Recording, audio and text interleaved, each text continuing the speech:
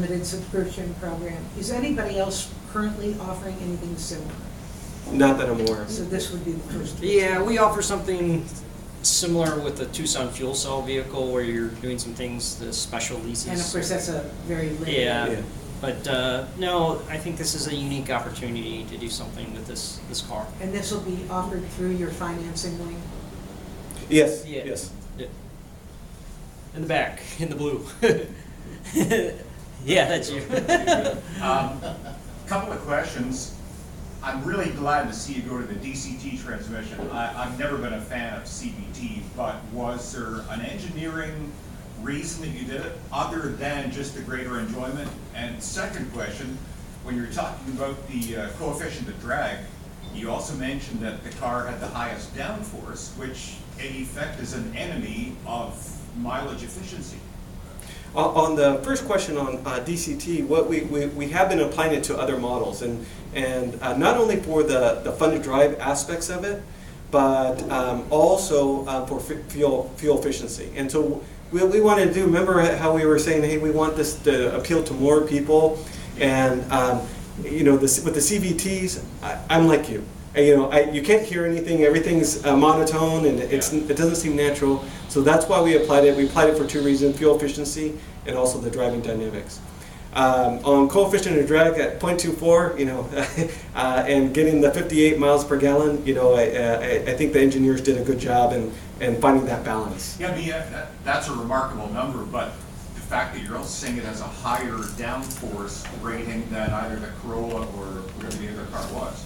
I'm kind of surprised that you wouldn't try to decrease the downforce. I think there is some fun to drive to this car, and it's very stable. So that's something you guys will have to experience today when you drive the car. So Brandon's right. It's finding the right balance. So what's the mix for today? I'm sorry. What's that? The mix that we have outside. You're going to be able to drive all three cars today. So we've got a pretty good mix of cars, and Drive Shop is here to help you guys get in all the cars today. And at the afternoon session is when you're going to get to drive the electric. So you'll have a good balance, but all three of the cars are here. I think there's adequate time for everyone to share and that kind of thing and get into everything. So if you don't get into something, there's probably plenty of time in the afternoon to take a car back out if you wanted to for another hour or something like that. So we got plenty of time today to get it all done.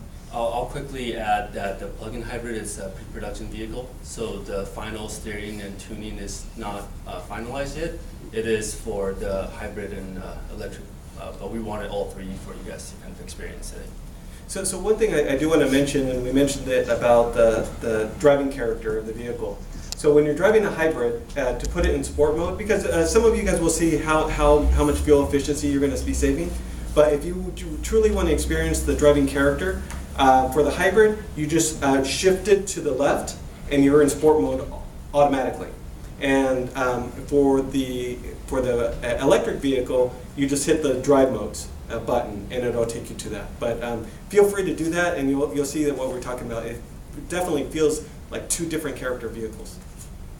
Will there be any program to help people, assist people with installation of home chargers? Do you want to talk to that? Yeah, so we are going to work with both ChargePoint and AeroVironment to offer charging stations at our dealerships.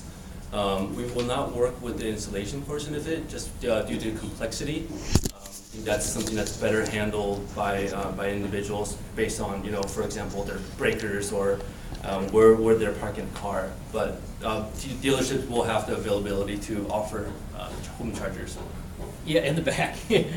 Go ahead. How much does the sport mode affect the fuel economy? It depends on the driver.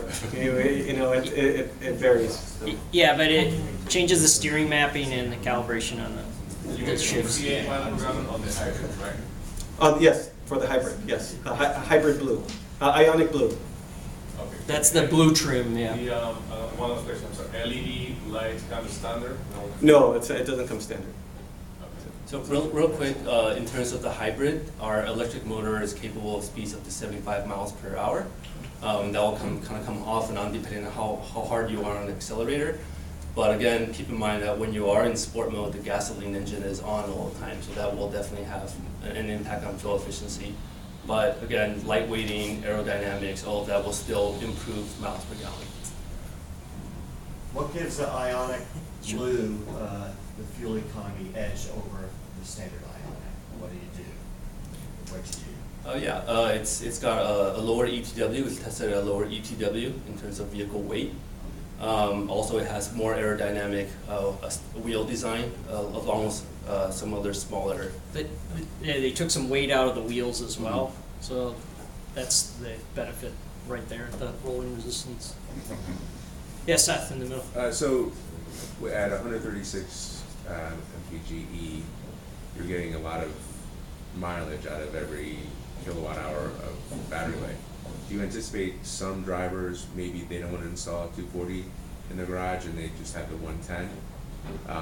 And if they do that, how many miles per hour of charge can they get? Or like overnight on a 110, 12 hours, how many miles of range do you get? Yeah, it's all about consumer education, okay? So what we did is we had and I'm going to tell you about sales training, and the reason why is at the end of the story, we're going to encourage them to get a level 2 charger, you know. Okay. But what we did is we did a whole broadcast to all our sales team, a live broadcast telling them who the buyer is, how we recommend a level 2 for electric vehicles and the reason why, and just going over everything. And then what we're also doing is we're having sales trainers go to the different regions, to all the dealerships, to reinforce IONIQ, but also talk about the differences. At the dealership, they're going to be recommended to get a level 2 charger because it only takes 4.5 hours to charge for a level 2, and it takes a long time for a level 1. There will be a level 1 in there. Do you have any numbers on that? I don't recall, but we can get that to you. Yeah. But it's not impressive. But that's why we're pushing to that direction. But remember how I said that you can custom order these electric vehicles, and that's the reason why we did this nationwide training and training in the different markets, so that way everybody gets informed. And does this car come with a level 1 charger? Yes. Okay. Seth, I'll add really quickly to that. You know, you're an EV driver, so you kind of know too. But a lot of times in the industry, we think of, well, how long does it take to charge from empty?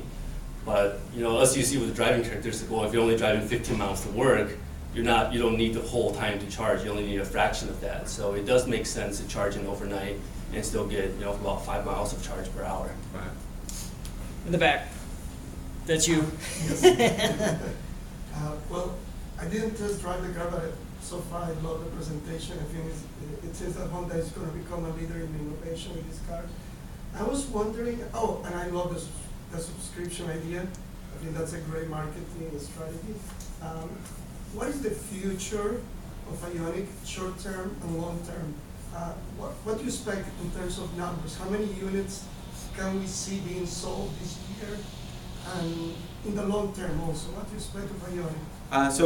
We expect great things for IONIQ, but as mentioned, we want to sell as many as we can. And so this is an all new model. I can't give you any sales figures, unfortunately, but we, as product planners, we always try to be better. So we can't talk about future product, but we're definitely going to get better. Even better than what we. So maybe we'll do like 2 or 3 more, okay? Is there any story behind the selection of the IONIQ name? Yeah, so what we do is we look at definitions, and this was kind of like the first time where it's a world name. So when it came down to us, they put two things together, ION and UNIQ, and that's how it was done. But it's difficult to come up with a name. We have Santa Fe, we have Tucson, so that was just one way, and that was done from a world basis, and we had input into that and research. I agree. You mentioned earlier about your sales in China and Asia. What do you think the reception will be for this kind of technology in China? It's a global product. Yeah, it's a global product. But one thing that's happening is, and to your question, I had a meeting with the VP of sales, and he says, hey, I want more IONIQs. And on the electric vehicle, you know, there's so much worldwide demand that, again, we'll say, hey, we want more electric vehicles, but there's a worldwide demand and only one plant that does that at Ulsan, Korea. So that's one of the challenges. But the great thing is we have a great product and that people want worldwide. Any plans to do assembly, i.e. China or North America, anything like that? Right now, all our plants are at full capacity. So the Alabama plant is at full capacity. So right now, there's no plants. Okay, how about one more? It's a good one. Are there any plans in the future to expand the IONIQ line to include a fuel cell hybrid? Maybe not on this line. Yeah, but you may have saw the concept vehicle that was recently released. It's a hydrogen fuel cell. So that's a concept vehicle and it's an SUV. So I can't talk about anything else. That's good. Okay, I think that's about it. Looking back there at Ariel, anything else we missed for the drive today? Do you have the count of the different vehicles? I think we have.